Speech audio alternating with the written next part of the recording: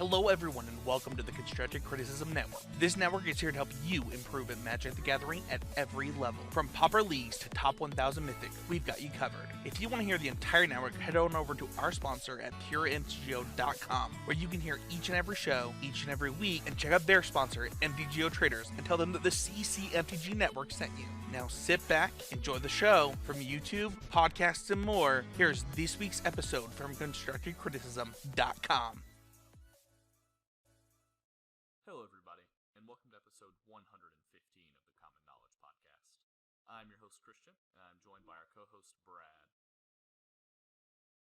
Hello everybody. Before we got too far into this episode, I just wanted to remind everyone that Common Knowledge and all of the podcasts on the Constructive Criticism Network are sponsored by PureMTGO.com. If you would like to support the show, make sure to like, share, and subscribe to the Common Knowledge YouTube channel, and check out our Patreon. With that out of the way, let's get on with the podcast for the week. All right. Did you know that it's quite cold outside? I can't take it anymore. Yeah, man, it's it's been pretty cold here. We talked about it a little bit before the show, but tonight we're projected to get, I think, between 6 and 8 inches of snow, which is quite a bit for Middle Tennessee. Some of our viewers are probably That's quite a bit for. Oh yeah, that's that's any given Tuesday in some of these areas, but that's a lot for down here. These sub-zero temperatures are quite a bit to handle. I don't like it. For sure. I am not a cold weather person. I'm not either. But yeah. So what you been up to, man? Oh, nothing. Trying to get some job stuff handled, which is super difficult.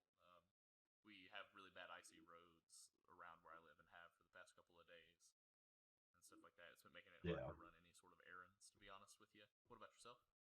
Oh yeah. Yep, same. Not really getting out of the house much. I worked pretty much about a half a week last week and couldn't really go anywhere other than sit at home or go to the office. There wasn't much running around or getting out of the house to do anything. Going a little stir crazy, but I guess that's to be expected. It could be worse, obviously. It wasn't too bad.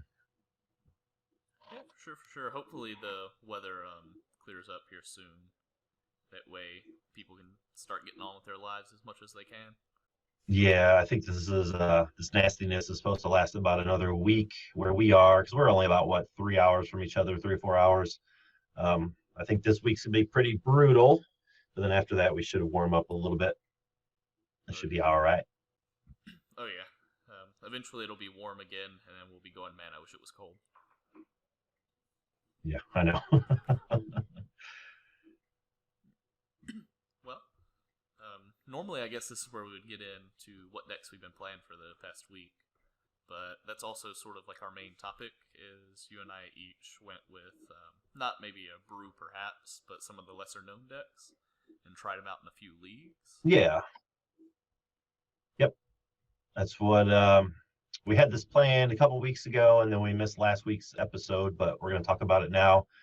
Yep, we both took a different deck into a league, and that's, like you said, that's going to be our main topic for this week.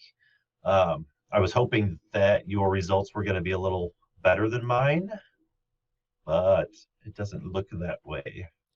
Oh yeah, no. Just straight punch to the gut. I played blue-white Callblade, sort of like a mono-blue fairies build with just like a white splash. I think I misbuilt it by a pretty large margin. Didn't really consider an entire half of the format when I built it, and it definitely showed in my league results, which was an 0-3 drop. Yeah. Now, I know when I got into Pauper a couple of years ago, it took me a minute to realize actually what a CAW deck is. Do you want to go over that? We'll go over your list too, but you want to go over kind of the concept of that for somebody that isn't very familiar with that terminology? Yeah, so as I understand it, it's basically a deck that can either Callblade sort of fits into this weird style of deck where it can be either like the aggressor or the control deck and plays both of those roles really well. Mm-hmm. It utilizes typically the card Squadron Hawk, which is a 1/1 for a white and 1 flyer, and whenever it enters the battlefield, you may search your library for up to 3 cards named Squadron Hawk, reveal them, put them into your hand, hand, then shuffle your library. And then basically you would put And that's the call part. Yeah. So then you would put that and Yep. some sort of equipment. In our format, it's typically Bone Splitter on it to sort of have a good Mhm. block, but also being able to tutor them out of your deck means that you have a lot of blockers for those more aggressive style mid-range decks. They're flyers, so they are able to block all the tricky cards. And typically, it's a blue-white deck, so it supports some of the better removal, better counter spells, better control parts of the format. Right. Yep. But yeah, that's basically in essence is that it's a deck that can play any role pretty well. And Right. Given the situation. Yeah, I think in our format it's sort of underpowered just because we don't have those lights out equipments. But Yeah. Yep. Yeah. Bone Splitter. While it is a good equipment, that is the best we have. yeah, it's not like That oftentimes is not going to get you there. Yeah, it's not like sort of feast and famine or anything like that. But like I said, I do think No. Yeah. After playing it, I think it has real legs in the meta. Certainly, maybe not like a tier 1 deck ever or anything like that. But, the blue fairy shell lends itself to a lot of power. I just think that my build in particular was a little bit misbuilt, didn't take into consideration just how much burn and how much aggro there was in the format. Specifically, the ones with non-combat damage reach, like burn and goblins. Okay. Yeah, you want to run down your list real quick, kind of go over it. I don't know if you want to go card by card or anything like that, but just sort of an overview. Yeah, I'll say all the cards, and if there are any sort of weird ones or anything like that, I'll sort of explain what they do. So, to kick us off, Sure. we had 4 Fairy Seer and 4 Squadron Hawk. 4 Fairy Seer, 4 Spellstutter Sprite, just your typical, Fairies package. Mhm. And then also added Fairies package, yep. Yeah, added 4 Squadron Hawk for, the call part. Figure that would be pretty good card advantage and some of the slower matchups. And then also had 2 Palace Sentinels. Monarch, I think, is the most busted thing going on in our format, or, tied for the most busted thing going on. So having cards that don't get for you sure. the Monarch in your deck, or not having these cards, sort of seems wrong. And Yeah. I could see a 1-1 split with the blue 3/3 that can't be blocked by the Monarch, but I was just going for the bigger butt whenever I played 2 of the Palace Sentinels. Oh, the Admiral, Yeah, the new one from Commander Legends, yeah. yeah. Yep. And then Now, I was looking at this. Obviously, yeah, I do like the Squadron Hawk because it does technically, I guess, in a way, it is card advantage, and it does help you deal with some of the heavy removal decks. But what do you think about cards like the new one from Kaldheim, the Battlefield Raptor, the 1 white for 1/2 first strike, I believe? So, if you were building this deck a little bit more aggressively, I would like that card a lot. One of the things about playing white 1-drops is that typically those cards are relatively aggressive. Sans maybe like Thraben Inspector or something like that. And I would want to be a white heavy deck if I was going to play a white 1-drop, or at least a closer to a 50-50 split, because having that white untapped turn 1 is really important with those cards. And I just didn't foresee myself being able to have white untapped turn 1, especially if I was going to be holding up things like Counterspell and stuff like that on turn 2. Not to jump the gun too much, but... No, that makes sense. I was just kind of curious. That was one of my favorite cards from Kaldheim, and I just haven't seen anybody really play with it yet, so... Well, yeah, I think that would be great in a more white-heavy deck. Maybe even a mono-white deck that plays Squadron Hawk and Bone Splitter still. I could see that being pretty good. Yeah. Bone Splitter on a first strike creature is nothing to... It's respectable, that's for sure. But, yeah, so those were the creatures that I played. Then getting into the spells... I had 2 Brainstorm, 4 Ponder. Brainstorm has pretty favorable interactions with Ash Barrens, which I played 4 of. and it also has favorable interactions Mhm. with Squadron Hawk. So because of that, I wanted to get some of those in. Ponder is just insane in our format. That also has Right. favorable interactions with the aforementioned cards. Then I had the Yep. full 4 Yeah, when you've counterspell. got essentially uh, sorry about that, eight shuffle effects in your deck at least. So yeah, I can see where Brainstorm and Ponder would come in good here. Yeah, and then I had 4 counterspell. Just the best counterspell in our format. Right, just straight up counterspell. Yeah, and then the next 8 spells that I played, I was sort of stress testing 2 different cards, and I would definitely cut down on the amount that I played of both of them. I had 4 Raven Form, Mhm. which is a new Kaldheim card. It's a blue and 2 generic for a sorcery. Exile target artifact or creature. Its controller creates a 1/1 blue bird creature token fly. And then it has a foretell cost of a singular blue. And for those that don't know, foretell is during your turn, you may pay 2 and exile this card from your hand face down. You cast it on a later turn for its foretell cost. Yep. And then the other one was Now I also, was surprised that this card isn't. Oh, sorry about that. Go ahead. yeah. Then the other one was also a foretell card.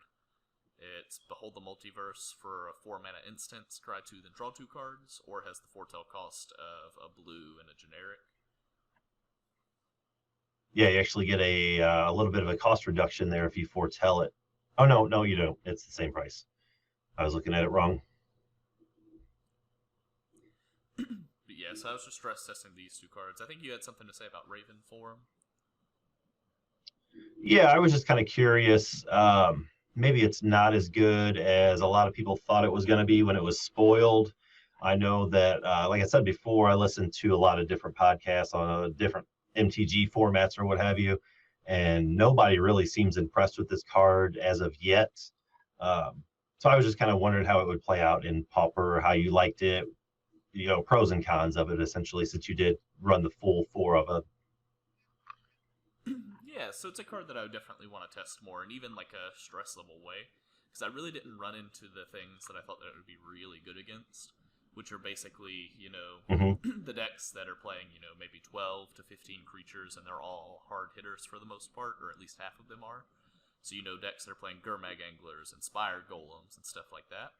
I don't think that this card is Right. very good against the most aggressive decks in our meta, like Stompy, Goblins, Burn, the blue-red Thermo Alchemist deck. Anything like that typically is just trying to get multiple instances of value out of each one of their cards. They would consider that a win because their cards aren't innately powerful. Yep. And so giving them the 1/1 Right. bird and having to spend more than 1 or 2 mana to take care of it is a huge gain for them. Yeah, that'll put you real far behind. And then for Behold the Multiverse, I felt like that card was very powerful. 4 seemed like a little much, just because sometimes you ended up with multiple of them in your hands, and you knew that you weren't going to have the time to play them all. Hmm. So that would be a card that maybe I would trim down to 1 or 2, which is that seems to be the general consensus in the other Delver or Fairies decks. Is 2 seems to be like the good number right now. So would you say, just based off your list here, I'm looking at it, it seems to be leaning more towards the control side of it. Yeah, you got the 4 Squadron Hawk, but then you only got the 2 Bone Splitter. You're running some Journey to Nowheres, the Raven Forms, that sort of thing. Yeah, I definitely wanted to lean more towards being like a controlling deck. Those are just the decks that I tend to be the most comfortable with, to be honest with you. Sure. If I had to make any serious changes, I would probably, play like Sunlance and some life gain either in the main deck or the sideboard to just be able to keep up with those hyper aggressive decks. Because I Yeah. felt Now, like is this something? Oh, sorry. Go ahead. I felt like the decks that I played, like I said, it was an 0-3 drop, so pretty small sample size, and I would like Sure. to play the deck more. But it was Goblins, Burn, and Tron, and the only matchup where I even felt pretty competitive was against Tron. Hmm. That one, my third match was, it was pretty close. I got game 1. They got game 2 in a super competitive game where eventually they were just grinding out so much value that I conceded for time. And then game Right. 3, I just got stuck on 2, maybe 3 lands by the end of it. Okay.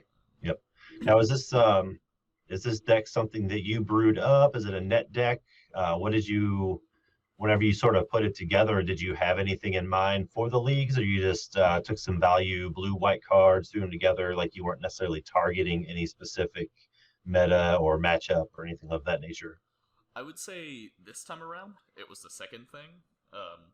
Mhm. I was just playing cards that I like that propagate the types of Magic that I like to play, and I like to play those Okay. really slow, grindy games, to be honest. If I could do it over again, I would consider the meta maybe a little bit more and go a little bit harder into the aggro decks and have a strong sideboard for the control decks, or just have a really targeted sideboard at the aggro decks. Yeah, and I know we talked about that earlier. I think that's something you could there's probably spots, cut a couple Raven form or what have you for to deal with the aggro in the main deck, but I think your best bet is probably the sideboard there. We talked about a few options, but Yeah, one card that I would even like a lot is Lone Missionary in the sideboard. hmm My sideboard had 4 Hydroblast, 3 Relic of Progenitus, 2 Leave No Trace, 2 Guardian of the Guild Pact, and then a full 4 of another stress-tested card, Bind the Monster. And, Okay. I could see cutting some of the Bind the Monster, and maybe even playing some of those main deck to fit Lone Missionary in the sideboard, and then maybe cutting down on a Relic to play just any other good anti-aggro card, whether that be, more renewable, Circle of Protection, either green or red, probably red, anything like that. Yeah, for sure. Now with Bind a Monster, did you kind of have the same problem with that as you did Raven form? Like you may have brought him in, but what good's it gonna do against if you're facing down 6 or 8 creatures against an aggro deck, Stompy or the like, you know what I'm saying? Yeah, so Bind the Monster played a little bit better. In my mind, it played a little bit better against the burn decks than how it really did. But it's like, well, against burn, you're tapping down creatures that can deal damage without attacking or that untap Yeah, themselves. they don't care about that. Yep. Yeah. Yeah, So, or they untap themselves. yeah, so it felt like that card would be good against the same cards that Raven Form was good against. So having that as a full 4 of my sideboard was really redundant. And just a lapse of judgment on my part, I think. Sure. And this isn't a deck that has been around for a while, and it's not really, it's not like it's a brew you've been working on and testing week in and week out or something. So um, obviously there's going to be room for improvement. There's going to be a lot of things you can learn from it. So I was kind of glad to see you run it out there. I mean, despite the record, despite your matchups or whatever, I think it was pretty cool that you took it out to a league and tried it out. Yeah, of course. Leagues are the most widely known way, I guess, to sort of test your deck in Pauper at a competitive level. Of course, there are Yep. events held by Cards Realm, and there are pretty much events daily in Brazil online. And then there's the Pauper challenges and stuff, but leagues tend to be the most accessible way to do stuff like that. Yep. And so I would recommend, if anybody really wanted to work on something or improve, play a lot of MTGO leagues, especially with the mindset that you can always do something better. It can be frustrating at times once you take the mindset of, okay, I probably did some stuff wrong here, because you can easily get down on yourself. But I tend to be relatively strong mentally, at least here recently. So it's really felt easy for me to admit, oh yeah, I had 50 mistakes, and it just not bothered me that much. Right. Even the if you're down on ticks or whatever, the 2-player queues, I haven't done them in a long time, but I know they used to be pretty good for testing out decks. You get a little bit of prize money back, but those aren't too bad as well if you just run out, if you don't want to play a whole league or something of that nature. But yeah, you're right. For the most part, leagues are the best way to either take a meta deck and get familiar with it, or do what you did and put together a brew or a semi, known deck, so semi-known quantity, and run it out there and see what you can make of it. Yeah, for sure. Other things that you can do to test out, if you're trying to keep costs low or don't feel like burning ticks or anything like that, is you could join, the Pauper Guild Discord, you could join the Easy Game Media Discord, anything like that. There's typically always some people down to test pretty much anything with people at some Yeah. point. Yep. Even if you just, anything. They'll test matches with you. It doesn't even have to be a surprise. Just say, hey, I'm trying out this new blue-white deck and I need to test it. What do you think? Somebody's, like you said, somebody's always there, always down to play a couple games with you, for sure. Yeah, and if you catch somebody on the right night, I've seen it happen multiple times in various Discords, where one person plays like 20 matches because there are so many people that are willing to help them test, and they play 5 matches against the top 4 decks in the meta because that's just what the other 4 people happen to bring. So it's actually pretty good testing to do stuff like that, and right. That's sort of one of the secret ways to get better at Magic. I think is I wouldn't even necessarily call it networking, but talking to other people and playing with people that you can talk to helps you get better so much, even more than playing leagues sometimes, because if you and your opponent can talk about thought processes, one of you is going to be more right than the other, and as long as you both can admit that and talk about your thought processes, you'll both be better for it. Right. No, you're absolutely right. I don't know how much you have paid attention to it or any of the listeners, but obviously Corona put a damper on this situation. But if you ever listen to any of the pros talk, some of their best knowledge came out of their group testing. They'd get together with their dedicated group of players. They'd run however many, 15, 20, 30 matches with the same deck, with the same match, deck A against deck B 15 times. They'll look for weaknesses, they'll look for play patterns, that sort of thing. And I think that's a more detailed way of saying what you were saying. But yeah, just anyone you can play with, talk to, even if you can't play and talk to them at the same time, go out and run your deck, write down some notes or keep some stuff in mind. And the next time you talk to that person, say, hey, this came up. Did I do the right thing? Did I sideboard correctly? What would you do in this matchup, etc.? It's like your own little mini play group. Yeah. And that's one of the coolest things about living in the time that we live in, is that obviously coronavirus put a damper on a lot of people that were probably doing that, but you can still do it in some way online. Certainly probably not in the same way, because I think most people are very interested in that face-to-face interaction when stuff like that occurs. Yeah, absolutely. But yeah, so that was sort of everything that I learned about the deck. I'm going to continue playing it. I've also been playing some of the Blue-Red Fairies deck somewhat to moderate success with it. I think that it's very powerful, but this is a lot of fun. Like I said, I really like the controlling cards, and I love Squadron Hawk just as a card. Yeah, I do too. And we'll put at least the link for your deck down in the descriptions. I don't know if you necessarily need a link for mine. It's pretty widespread, but yeah, for sure. I think people would probably like to get their hands on yours and mess around with it a little bit. I know I was excited for it just because I've always wanted to see a good Azorius or blue-white deck do well in a league or in a challenge or what have you. And we just, other than a heavily combo familiars, ghostly flicker, ephemerate shell, we just don't really have a good blue-white deck. So I think we got a pretty good start here, though. Yeah, we did. I'm not going to give up on it. So, it might even be one of those things. I haven't really, all the advice that I just gave about, networking and talking to people is not something that I've been doing with this deck, really, just out of time constraints. Sometime this week, since the weather's probably going to keep me inside a lot. Sure. Hop on Discord, talk to people that are much better than I am, around my skill level, pretty much everyone. Right. Yeah, everyone's better than me for sure.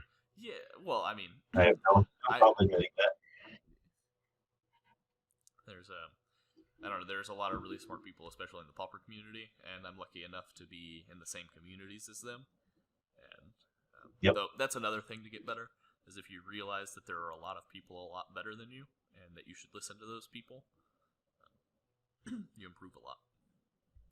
Yeah, I mean, it's as easy as reading tweets or watching a 1-minute video that someone posted on Twitter or Facebook about a certain, turn 3 play. Look what I did here. You'll learn a lot from these people. Just even if they top 8 every challenge with meta decks, you'll be able to learn something from just off that. And I haven't run into anybody yet on at least Twitter and Discord are my main avenues of discussion, but I haven't run into anybody yet that's not willing to talk about their successes and their failures in the format.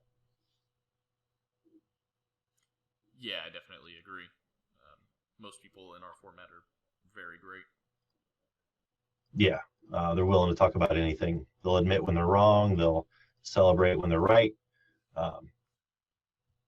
And everybody's generally here to help everybody else get better. So, yeah. So that was sort of my deck. What deck did you end up playing? Well, this one sort of sent me on a tirade after I played it. I don't know if you were on Twitter. I tried to burn Twitter to the ground. It didn't work. Sent out some nasty tweets about this deck. And then as the fates would have it, within about 18 to 24 hours of me just completely berating the deck online, someone posted a 5-0 list with it, and I believe top 8 of the challenge with it.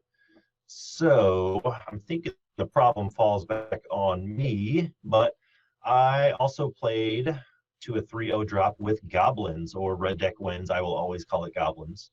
It will never be red deck wins to me. Yeah, so I think a lot of people are going to know the general game plan, but you sort of want to run down what you're trying to do with it. Yeah, it is basically, it's a mono red deck. You're just playing all mountains, nothing fancy with your mana base. The idea is to get as many creatures out of your hand and onto the battlefield as quickly as you possibly can. That's kind of the short and sweet version. With a good opening hand, it's not unlikely or it's not uncommon for this deck to win on turn 4. Do a lot of damage on turn 3, swinging for the final point of damage on turn 4 and in the game. It can be a very, very, very fast deck, or it can be a steaming pile. And for me, it was a steaming pile. Probably a lot based on me, some misplays here and there. My matchups were not good at all. But yeah, that's basically what Goblins wants to do. It has the ability to grind out late because it does have a handful of non-combat damage spells. I can go upstairs if the board's clogged up or what have you. You don't really typically want to run many sweepers because there goes your creatures as well. They're not very robust. If you know goblins at all, most of them have 1 or 2 toughness, and that's really about it. So they die easily, they die quick, but they can put in a lot of damage if you get them down quick. Yeah, so basically it's a deck. Sounds like with a 1-track mind, you just go for your. It really is. I used to have the habit of taking a net deck or taking a meta deck and trying to tweak it and put my little polishes on it and do something with it. I didn't do that here. I picked one of the most recent decks I found and ran it out there. And I'll just kind of run through it real quick. It's going to be pretty much all creatures, a few spells, and then all lands. So, like I said, you're just running mountains, 17 basic mountains. That's all you really need.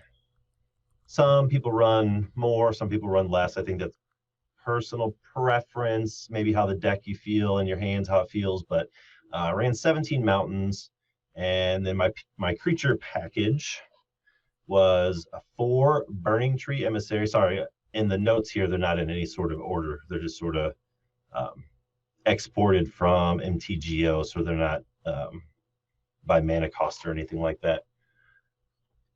If that's going to screw anybody up, I apologize.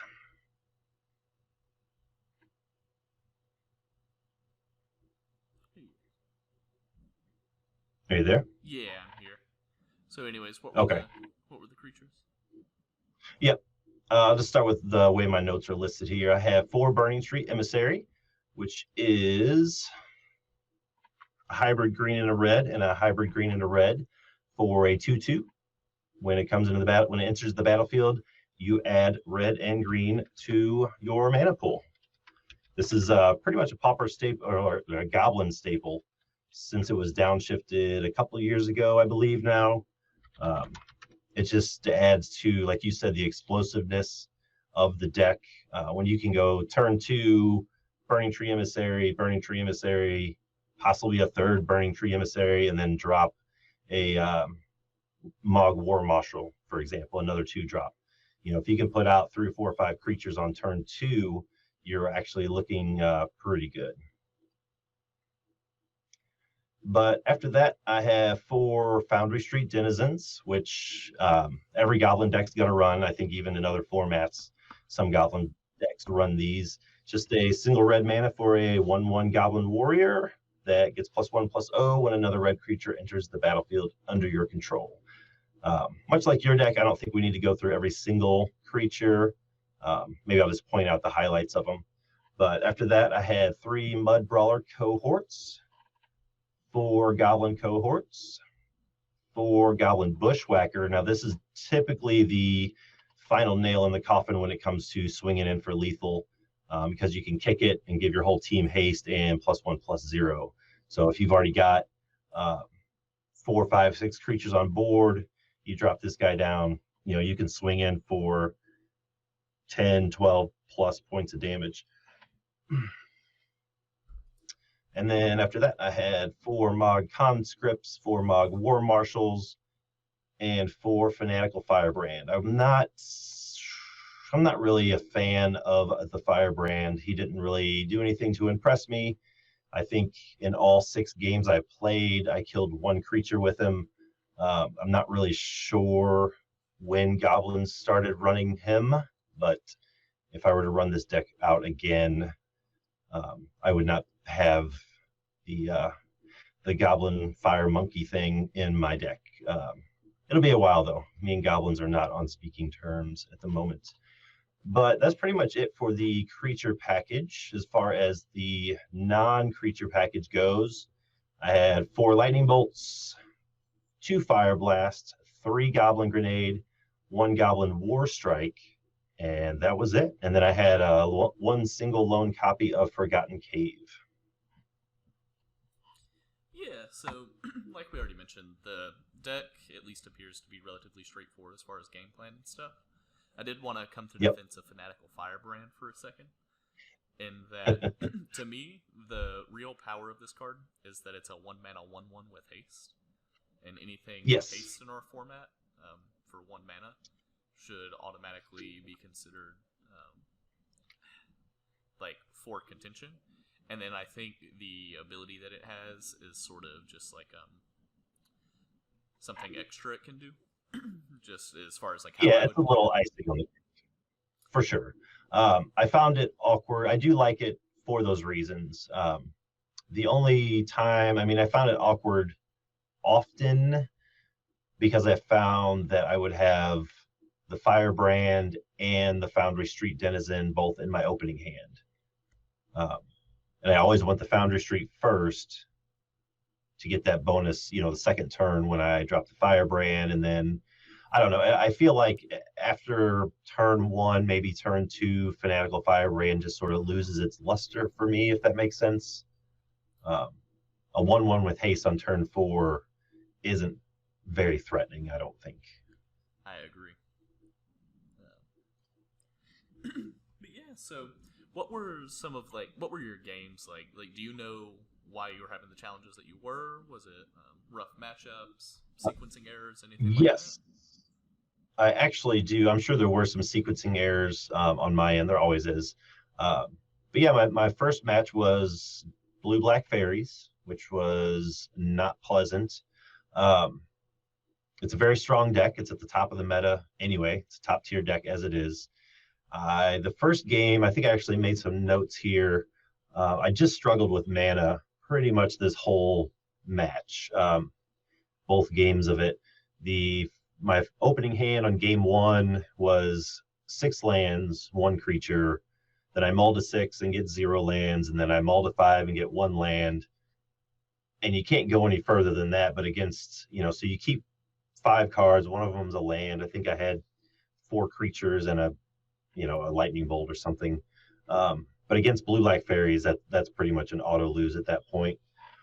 And then one of the things that Goblins struggles with mightily, because red in general doesn't have a lot of card advantage or ways to refill their hand in Pauper, let alone Goblins has 0.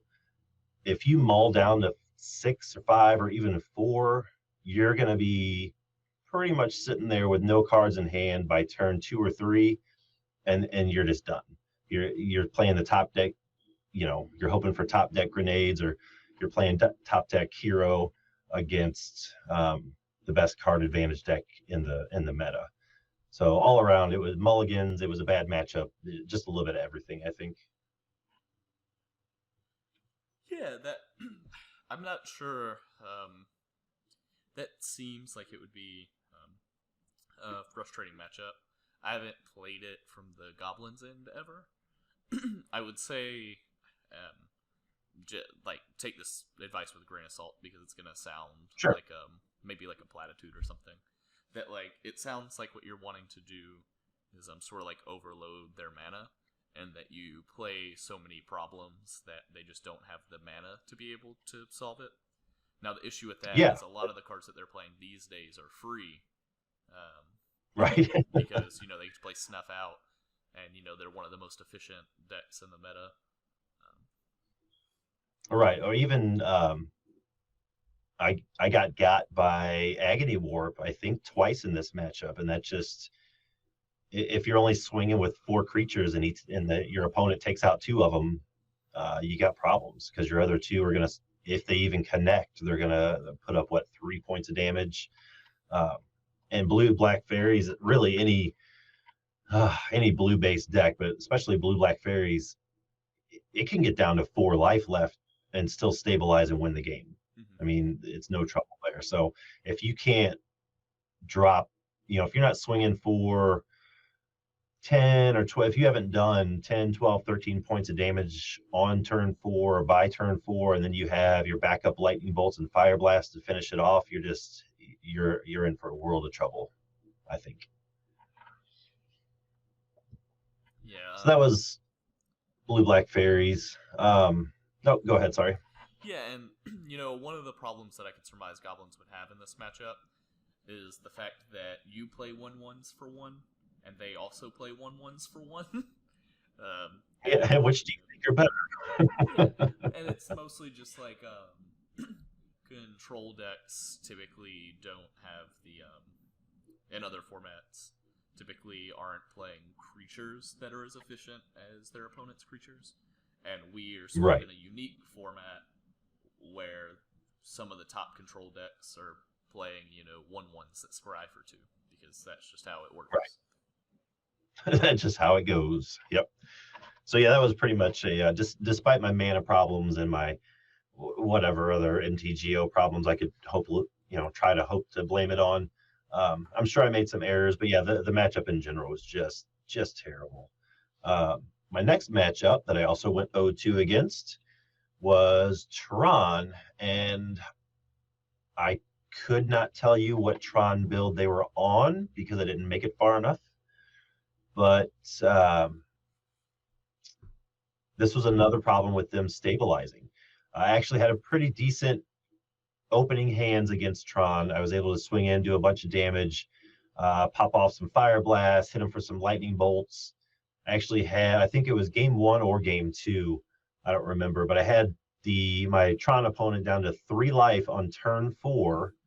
They untapped, cast a crop rotation, prophetic prism, weather the storm, and that was pretty much game over. They just negated my entire attack, my entire turn from my previous turn there. It was absurd. Yeah, so that does sound absurd. I wonder, just looking back based on how you describe stuff, if maybe there was a play where maybe you hold a lightning bolt and a fire blast, and you sort of just whittle them down, because likely they're not going to be going for that, those big gains until they're at a low life total, and then maybe you can respond with the fire blast or the lightning bolts. But it could just be, that they were just going to squeeze in that weather the storm whenever they got a chance, because it doesn't really matter when you gain life.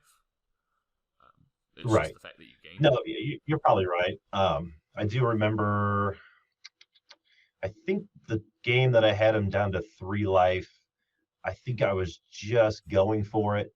I hit him with, I think I swung in for a little bit of damage, and then I hit him with a bolt, and I hit him with another bolt, and then I sacked 2 of my 3 mountains for a fire blast, and that got him down to 3, and then I was empty-handed, and I knew it was coming. I probably could have played that quite a bit less aggressively. Maybe I should have thought about it a little bit more, but I think the turn that I had tried to pull all that off, they had Tron assembled, they had prisms on the board, they just had their game rolling, so I was just going for it. Yeah, and that's understandable. And like I said, it could be that your Tron opponent's going to play crop rotation, prophetic prism, weather the storm anyways, because life gained is life gained, regardless of when you gain it. Right. And I don't really have. I go back to my deck list real quick. I'm going to run through the sideboard.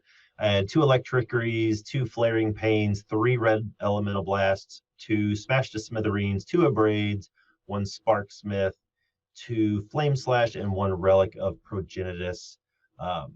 Really, the only thing that could have helped me there was the Relic, which I did sideboard in, but I did not draw it. And it was not the. It wasn't the Weather the Storm game, so it was the other one that I just got Moment's Peace just out, multiple turns in a row. Yeah, I didn't draw my Flaring Pain or my Relic. Moment's Peace can be a pretty big bane on any aggro deck, I think. Yeah, just brutal. And then moving on to matchup 3, where I ended up losing. Yep, because I went 0-6 drop total. I didn't even play. I played the minimum games in each match. I played 2 games in each match, and I was out the door. I played against Boggles. It wasn't anything fancy. It's just straight up Boggles list, and Goblins is simply just not fast enough. Boggles is too fast with entirely too much life gain. Once they get trample on one of their creatures, you don't really have the toughness to absorb it all. Even if you block with 4 guys, they're going to swing in for 8 instead of 12 and gain 8 life. So at least the matchup I played, Boggles was too fast, too much life gain. Trample is just too big of a problem for Goblins. I don't think we need to go too in depth on that matchup. It seemed pretty straightforward. Yeah, that seems relatively straightforward to me as well. What I've gotten out of pretty much this entire conversation is still a pretty big lesson, and that you and I both have a lot of learning to do. Yes, absolutely. To continue improving at this game. I don't know. Like I said, I'm pretty good about not getting too down on myself or too upset when I lose. Obviously, I do get upset when I lose, because I think that most people get upset when they lose, and I think it's healthy and normal to be upset when you lose. Here, over the past year and a half, though, I've gotten a lot better about, putting all of my frustrations into more productive stuff. And, that started off with just, I don't really like to use this word with platitudes of well, it's mostly about improving and not winning and stuff like that, without really knowing what that meant. But it turns out that if you say stuff like that enough, mostly to yourself, you eventually learn what that means. Yeah, you'll eventually start believing it, and then you'll practice it before you even realize you're practicing it. But yeah, I'm normally pretty decent about taking losses. It's not a big deal. It's always about learning what matchups are good, what could I have done better. It's about learning and improving. But there was just something about this league that I lost it. I couldn't care. I still don't care if I ever play Goblins again. It was just, I don't know what it was about this particular league and this deck, but it just got me. It chapped my butt, as they say.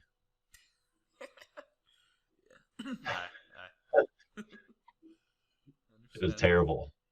Yeah, well, I mean, it was just I was just up against a firing squad. I mean, 6 games in a row, it was just bang, bang, bang, just bullets flying at me. I couldn't dodge them. I was just dead. Like, here's your win. Yeah, thanks for playing. I don't know. It felt like I took a BB gun to a nuclear missile fight. Well, I guess with that, all that disappointment out of the way, we'll go ahead and get into this week's Q&A. Yes, now we can brush it off. I've finally expelled the disappointment demons. I'm good to go. So this week, our questions came from our big friend of the show, Big B. He asked a bunch of different Big B. questions. They were all related. The first one, or I'll just read them all, I guess. It was, what's your favorite deck now? Has the meta changed your feelings on the format and how? And then he also wanted to know who rules the battlefield, in the skies or on the ground. Yep, I think those are all pretty valid questions right now. Yeah. So I guess I'll go ahead and start with my favorite deck right now. Sure. It's probably a tie between blue-red and blue-black fairies. I think that there's a lot of valid stuff going on with both of those builds. They have the same all-around shell of just being those controlling fairies decks with good removal. I tend to like how the blue-black ones look when I look at the list, and then from what I've played, I like how the blue-red ones play. Okay. Yeah, that was actually going to be my next question, because he didn't really specify. He just said, "What's your favorite deck?" But he didn't say what's your favorite deck to play. If that makes sense. Oh yeah, well, if it's what's my favorite deck to theorize about or to look at, it's always going to be Reanimator until they ban it out of the format. Until Exhume is banned, huh? Yeah, that's. I think you're safe there. Oh yeah, for sure. And has the meta changed my feelings on the format? No, not at all. It's really rare that I feel down about formats of Magic or playing Magic. I'll go through phases like everyone where I'm sort of off Magic or a particular format for a little while, but it's never anything to do with the format in general. I tend to like Magic all the time whenever I play it. So. Right. Yep. No, I'm there with you. There's down times and up times and all that other stuff, but yeah, for the most part, my feelings are usually pretty positive on it. And then whenever he says who rules Battlefield now, in the skies or on the ground, it's unclear to me whether or not we're talking about are the skies or the ground better. I always think that flyers are better, just because those are the decks that I like to play. But the best creatures are definitely the ground creatures, specifically the monarch creatures, I think are probably the best creatures in Pauper right now. Yep, the monarch creatures and all these cascade creatures are just big, beefy ground shakers that enable pretty much anything you want to do right now. So, the land destruction cascade decks, there's Jund that's been popular, Sultai put up good results. There's even a green, white, red, a Naya cascade deck running around. So as far as who rules the battlefield, I think it's got to be on the ground, creature-wise. But I guess if we're relating that to the meta, the flyers I think still rule because they are at the top of the tiers. But what about you? What's your favorite deck going on right now? Oh, that is a good question. I think I'm still a really big fan of the Jund Cascade list that David Royale created and has championed to many of 5-0s and 4-1s. Like I said, probably a few episodes ago, he kept talking about it on Twitter and posting the results. So I just went ahead and bought it in paper. I got a chance to play with it a few times on Spell Table, and it really is a blast. That's probably actually my favorite deck right now. Personally, my favorite. If we're talking about meta decks, I'm still partial to anything black-white, Orzhov Pestilence. They show up every now and then, more so in the leagues than challenges, but that's just where my heart lies, I think. Yeah, all those decks are great. We're lucky enough to have a format that even the tier 1.5 and tier 1 decks are all super cool, and that's sort of where I consider the like the decks that are mainstays in leagues, tier 2, tier 1.5 typically. Yep. And you'll notice too, if you pay attention to league results, sometimes the leagues are nothing but Delver decks and Tron and meta decks, this and that, and stuff you see in challenges. But other times, and a lot of times more often than not, the league results are not necessarily brews, but like you said, they're the tier 2 decks, tier 2.5 decks that are just so much fun. People run them out there. They've been testing, one new card in this deck, and they just want to see how it goes. So you end up seeing a lot of unique decks in the leagues. I don't think that's the case currently, but typically, yeah, you'll see a lot of creativeness come out of these league results. Well, yeah, I guess there was pretty much one more thing for this show, and we can get it wrapped up. Yep. Absolutely. We wanted to, here at Common Knowledge, we wanted to give a shout out to one of our good buddies, friend of the show, friend of Magic, friend of Pauper. It is MTG Brad1 on Twitter and Spotify, and I believe that's his handle on Apple Music as well. He's put out a few #MTG rap songs, not parodies, not cover songs or anything like that. These are original tunes, and I don't know what the kids say, but they're pretty dope. I think they're dope. What do you think, Christian? Yeah, I think they're great. I don't know. I tend to not like to categorize music, though. From what I've heard, it sounds more akin to, I guess, the more trap stuff that's going on currently in rap than it does maybe what you would hear out of other MTG rappers, and I like that a lot. Yeah, I do. He's definitely got a unique sound, and yeah, that's a pretty good way to describe it. But yeah, check it out. I think he's got 2 or 3 singles out now, and like I said, Spotify and Twitter and Apple Music. So go there, listen to it, give him the thumbs up, drop him a review, tell him we sent you. But yeah, check him out. Yeah, for sure. And he's a hell of a Pauper player too. If you ever see him on MTGO, I know that Arena has been taking up a lot of his time lately, but if you catch him on the old school MTGO, he'll play a game with you. He likes playing Commander on there, Pauper, all that good stuff. Well, I guess after that very special shout out to a friend of the show, that's going to do it for this episode of Common Knowledge. If you guys want to get in touch with us, you can find me on Twitter at JustGuyDad. Brad, where can they find you? They can find me on Twitter at Pauper_B or BradDrackB on MTGO. Yeah, and if you don't have Twitter or Discord or anything like that, you can always also shoot us an email over at commonknowledgemtg@gmail.com or just leave a question or comment down below as well. Thanks again to our sponsor, PureMTGO.com, as well as the Constructive Criticism Network for letting us be a part of it. And last, but certainly not least, thank you for listening. Take very good care of each other. And never stop brewing.